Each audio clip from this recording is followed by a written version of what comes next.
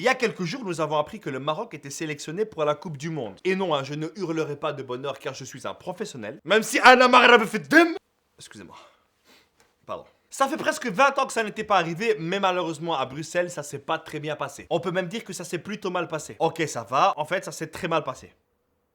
Ok, ça va, c'était catastrophique. Après la victoire du Maroc, plusieurs centaines de personnes se sont réunies à la bourse de Bruxelles pour célébrer la victoire. Ils ont chanté, dansé, ils ont versé du thé de plus en plus haut. La légende dit même que du thé a été versé depuis un 3e étage. Bref, c'était la fête. C'est normal, vu qu'on a battu 2-0.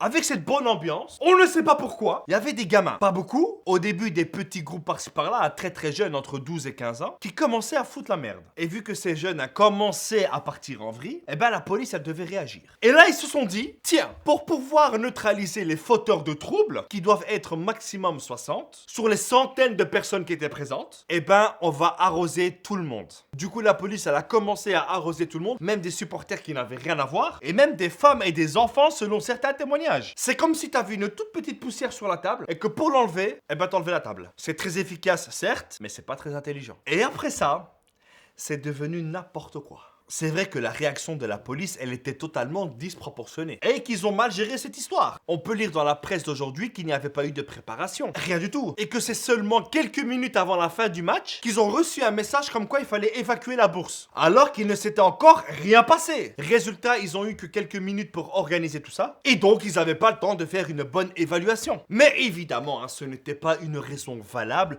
pour ces jeunes-là de tout casser. T'es frustré par la police ou t'es frustré, rentre chez toi, dépose plainte, monte une association. Mais ça ne sert à rien de détruire ta ville. T'as des mecs qui ont saccagé des commerçants, même des night shops. Mais les night shops, ce sont nos meilleurs amis. C'est la chose la plus précieuse qu'on a à Bruxelles. Il y a que elle qui est là pour nous à 3h du matin quand t'as plus rien à boire chez toi. Le night shop, c'est sacré, mon frère. Ah, il faut lancer le hashtag touche pas à mon night shop, là ça va pas. Et en quelques heures, Bruxelles, c'est devenu Walking Dead. Il manquait plus que les zombies, c'était bon. Et le pire, c'est que ces petits qui font les thugs, ils ne se rendent pas compte que vu qu'ils sont mineurs, lorsqu'ils vont se faire attraper par la police, eh ben c'est papa et maman qui vont devoir payer les dégâts. Ah, je sens que les ventes de ceintures vont exploser. Logiquement, dans tout gros événement, comme un concert, un festival ou un tweet de Donald Trump, il faut mettre en place un dispositif préventif. Placer des civils pour identifier les fouteurs de troubles, histoire de les neutraliser eux directement, pour éviter de devoir neutraliser tout le monde. Et à cause de ça, il y a une dame qui est arrivée, cette dame qu'on connaît tous,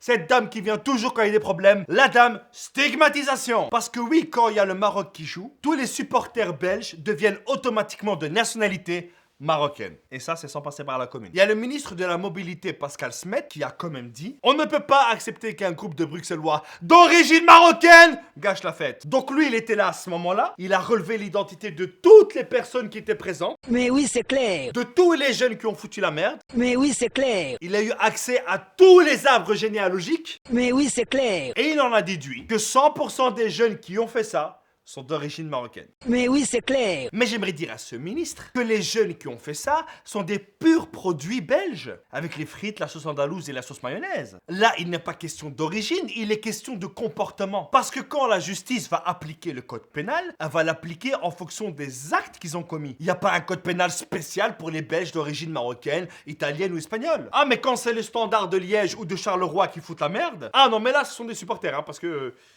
voilà, c'est tout. Voilà. Quand il y a des Anglais, des Allemands qui foutent la merde, là, ce sont des hooligans. Attention, ça fait 4 générations. Et malgré 4 générations, on parle encore d'origine. Est-ce qu'il va falloir attendre 2250 pour que les Belges d'origine marocaine soient belges à 100%? Et bien sûr, j'ai une pensée particulière à toutes les victimes de cet événement. À toutes ces personnes qui ont dû certainement économiser depuis des années pour ouvrir un magasin ou s'acheter une voiture. On espère vraiment que la ville de Bruxelles va indemniser toutes ces personnes et que ce quartier va retrouver sa joie de vivre. Merci à tous, c'était Abdel. Rendez-vous à la prochaine. Peace!